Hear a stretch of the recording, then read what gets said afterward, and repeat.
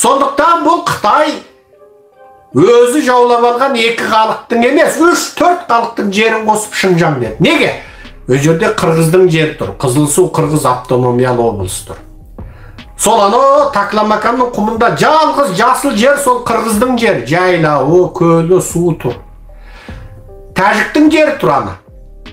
Ондай биік тауға тәжіктен басқа адам жасамайды.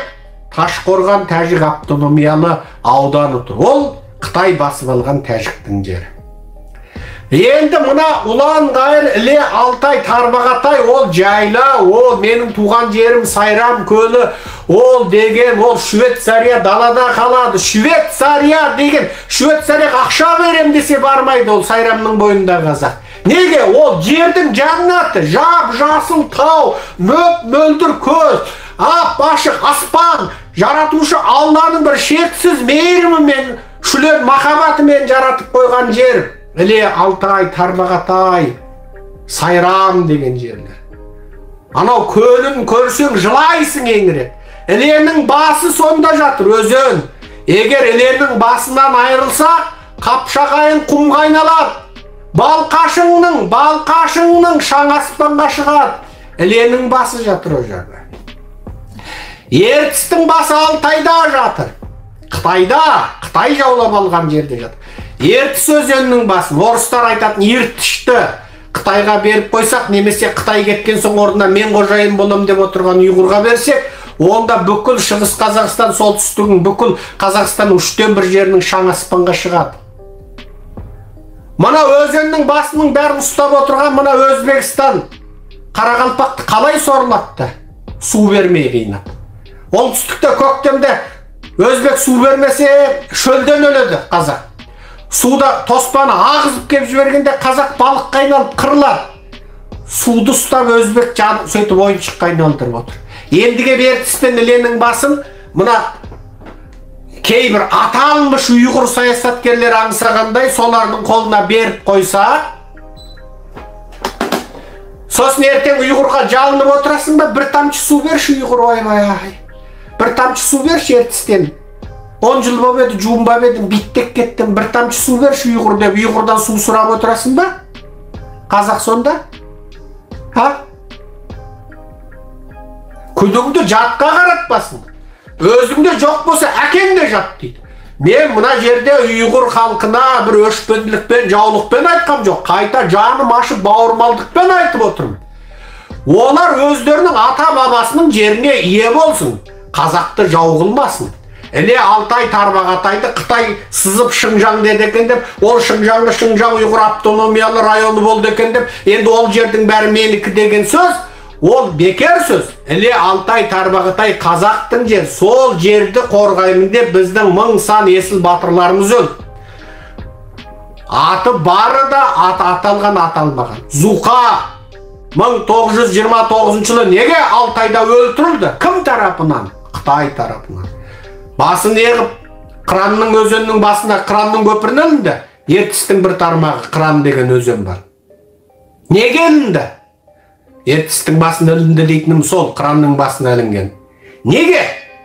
Себебі Зұқа батыр қолында қару болды. Қытайдың орталық өкіметіне бағынбай, Алтайды өзі дара дербес билеп отырды. Қолында кәдімгідей армиясы болды. Оспан батырды кім өлтірді? Коммунистер өлтірді. Зұқа батырды буржуазиялық Қытай өлтірді, Оспан батырды коммунист Қытай өлтірді. Ол жерді 1881 жылдан бастап бірінші отарлаушы Манчжур өкіметі болды. Қытайша айтқанда Чин өкіметі болды. Чин өкіметі құлағанда 1911 жылы оның екінші отаршысы, екінші қожасы болып, Қытай буржуазиялық өкіметі қалды. 1949-1950 жылы ол жерді Қытай буржуазиялық өкіметінің мұрагері болып, Қытай коммунистік өкіметі қалды. Қазір ол жердің қожайыны үшіншісі болып отыр. Қытай коммунистері. Енді сол Қытай коммунистері құлағаннан кейін, сол қазақтың желкесіне сақ етіп мініп, сол жердің қожасы болып мен отырамын деп, ұйғырлар құйрығын дайындап отыр. Басына доппасын әдемілеп киіп, сол жерге мына Қытай коммунистері құлағаннан кейін мен отыра қалам, мен отырам сосын. Алтайдың жайлауында сөйтіп мен Дүттарымды шертіп мәз болып отырамын дейді. Жоқ. Мен бұл тақырыпты қозғамас едім.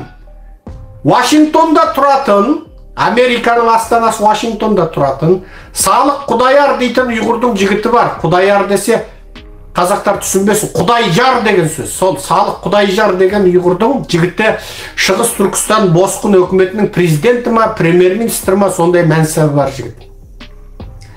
Енді өзін-өзі президент сайлап алғандар ғой. Ондай босқын өкіметтен бір 10 шақтысы бар деп естідім. Бас-басына президент, бас-басына премьер-министр, жаңа 5-6 бірігіп, палау жеп отырып бір босқын өкімет құрайық дейді екен де, болды сіз президент болыңыз, мен премьер болайын деп сөйтіп өкімет құрып апты бас-басына. Англияда бір өкіметі, Америкада бір өкімет, Францияда бір өкімет, Түркияда 5-6 өкіметі бар дейма. Мен білмеймін енді о жақ. В общем, жаңағы Салық Құдаярда сондай бір босқын сүргіндегі өкіметтің президенті ма сондай мансапты екен. Сосын ол айтады, мен пост жазам ғой, мен Twitterде қырып жойып жазып жатырмын. Ол мен бүгін кеше жазғам жоқ. Анау атам заманнан жазып жатырмын. Мен айтам, Іле Алтай Тарбағатай тарихи деректерді, мейлі орыс тарихы, дүние жүзі тарихы жазылған қазақтың жері, басып алынған жер. Ол басып алынған жер. Ол жер. Біздің қолдан беріп қойған жеріміз. Қазіргі Украин Қырымды не дейді? Басып алынған Украин жері дейді. Тура сол сияқты ол басып алынған қазақ жері. 2014 жылы Қырымды орыс басып алды ма? Тура сол сияқты, тура сол жерді басып алды. Бейне біз Орынбор қазақтың жері, Абылай ханның ордасын тіккен жер, Орынбор біздің жер деген сияқты, қазіргі Іле Алтай Тарбағатай біздің жер. Ол тарихта жазылған жер. Енді сол жаңағы Салық Құдайжар менің Twitterдегі жаңағы Іле Алтай Тарбағатай басып алынған қазақтың жері, ол жерді бұрын Манчур басып алды, одан Манчур құлатқаннан кейін Қытай буржуазиялық өкіметі мұрагер болды. Қытай буржуазиялық өкіметі құлатылғаннан кейін Қытай коммунистері ие болып отыр. Ол жердің енді 4-ші қожасы болып ешкім отырмайды, қазақ өз жерінде өзі мемлекет құрады дедім. Сөйтіп жаздым. Ол жерде қазақтың екінші мемлекетін құрса құрады. Құрмаса, болашақ демократиялы Қазақстан қосылады. Не, ол жердің қазақ сол жерде тәуелсіз қазақ мемлекетін құрып, мына Қазақстандағы диктаторларды өзгертіп, Қазақстанды азат қылады. Қазақстан демократиялы ел болса, екі қазақ жері бірігеді. Қазақстан ол кезде диктатуралы ел болса, ана жердің қазағы мына жерді қысқасы демократияға әкеледі. Қысқасы қазақтың жері болды.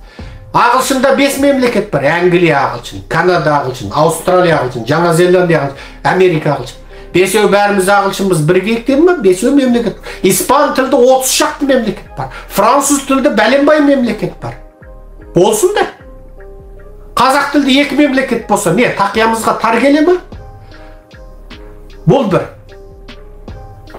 бір анық нәрсе. Бұл тарихи шындық. Менің айтқаным тарих. Енді әлгі жаңағы Салық Құдаярдың мені күйдіріп жіберетін жері бар. Сен Қытайдың шпионсың, сенің қожайының Қытай дейма маған қалпақты алып ұшыпты. Жүрегімді қарайтады ғой.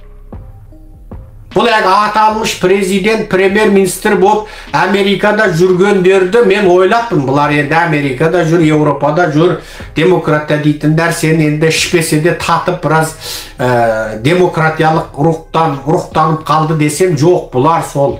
Сенің көзқарасың маған ұқсамаса жаусың, бітті Қытайдың шпионсың. Шпион қалпақ кигізу бұлар қолында тұр екен, арзан әшейін. Сол мен жаздым кеше. Сендерді демократ деп жүрсем, сендерің ертең Қытай кетсе, мұна Қытай жасаған геноцидтің жетәкесін сендер жасайды екесіңдер дедім. Мұна Қытай коммунистері баяғыда геноцид жасап, шпион деп, қалпақ кигізтіп қырған болса, сендер соның жетәкесін жасайды екесіңдер. Сендердің бүйтіп демократ болған түрлеріңнен айналдым дедім. Жаздым, тұр, Twitterде тұр, ағылшынша, қытайша бұрқыратып жазып тастадым. Тағы біреу айтады. Өй, сенің жерің бар ғой, ана ұлан ғайыр Қазақстан деген жатыр ғой, сен соған қанағат қылмайсың ба дейді. Дүниеде осыдан артық масқара логика бар ма? Қазақстан жер бетінде 9-шы үлкен территория болды, мен қанағат қылайын болды. Ілені алшы болды. Міне, ілені бір тақсы лағманға, тарбағатайды бір тақсы палауға, Алтайды 5 тал самсаға бердім болды. Алшы деп мен сатып жіберем ба? Менде жер көп болды, сен ал. Ол жерде Зұлқаның басы неге шабылды? Ол жерде Оспан Батырдың басы неге шабылды? Неге атылды Оспан Батыр? Ол жерде Сүлеймен Батыр, Ерісқан Батыр неге өлді? Ол жерде менің аталарым, көкелерім неге қару ұстап, қан майдан соғысты? Ол жерде Акбар Батыр мен Сейіт Батыр неге соғыс ашты?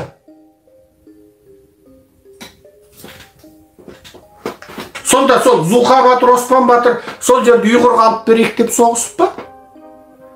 Ол жерді сыртынан мә деп бере салуға ешкімнің қақысы жоқ. Ішінде мен бармын.